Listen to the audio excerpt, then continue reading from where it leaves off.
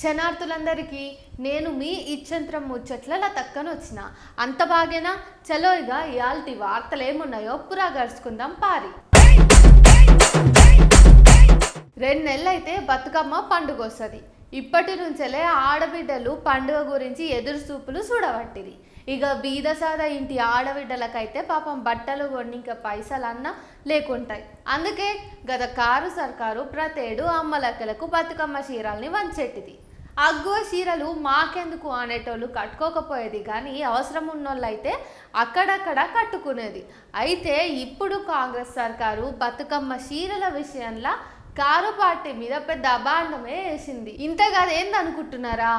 అయితే నుర్రి బతుకమ్మ బతుకమ్మ ఉయ్యాలో బగ్గనే స్కామ ఏ ఉయ్యాలో బీఆర్ఎస్ సర్కారు ఉయ్యాలో బతుకమ్మ చీరలు ఉయ్యాలో పంచుడేమో గాని ఉయ్యాలో పైసలు దొబ్బిర్రు ఉయ్యాల.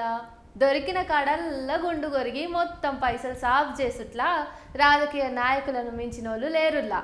బీఆర్ఎస్ సర్కారు 7 ఏండ్ల కాలంలో బతుకమ్మ చీరల పథకం కింద 2170 కోట్ల రూపాయలను స్కామ్ చేసిందట. ఆ చీరల తయారీదారులు మధ్యవర్తులంతా బీఆర్ఎస్ బినామీలేనట. అయినా మొదటి కాడ నుంచి బతుకమ్మ చీరల మీద జనాలు వస్తే బగ్గనే మండిపడ్డారు. ఏం చీరలయ్యి, మీ ఇంట్లో అయితే అవే ఇస్తారా వాళ్ళకు? మీ కవితమ్మను కట్టుకోమనురి పండక్కి అని తీరొక్క లెక్కనే అప్పట్లో బీఆర్ఎస్ను విమర్శించారు జనాలు. 25 రూపాయల నుంచి 30 రూపాయల నడుమైందట ఒక్కో చీర తయారీకి.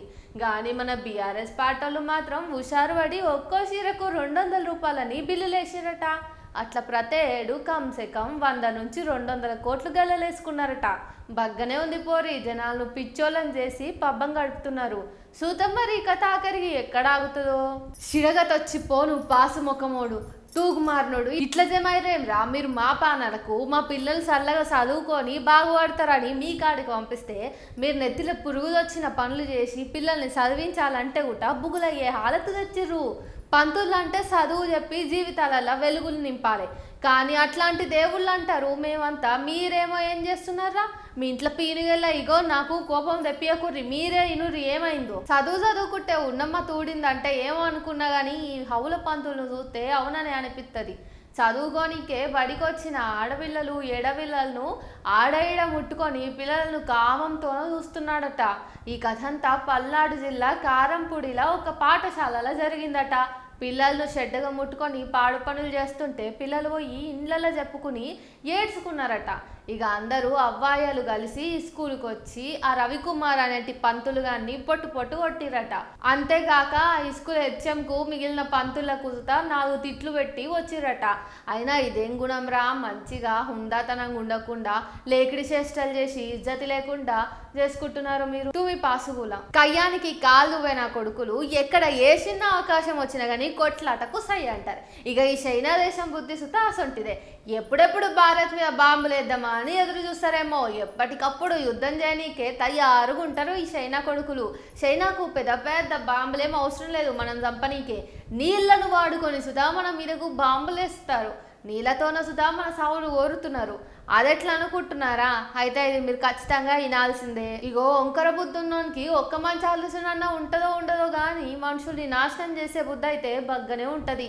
చైనా దేశం మన మీదకి కొత్తగా ఈసారి బ్రహ్మపుత్ర నది నాశనం చేసుకొని మరీ నీటి బాంబును వెయ్యాలని చూస్తుంది. అందుకోసమే ఇప్పటికే మన బార్డర్ల కాడ తిష్టేసుకొని కూర్చుందట. మనకి నీళ్ల బాంబుతోన ప్రమాదం పొంచి ఉన్నదని చెప్పింది ఆస్ట్రేలియన్ స్ట్రాటజిక్ పాలసీ ఇన్స్టిట్యూట్, అంటే ASPI అనే సంస్థనట.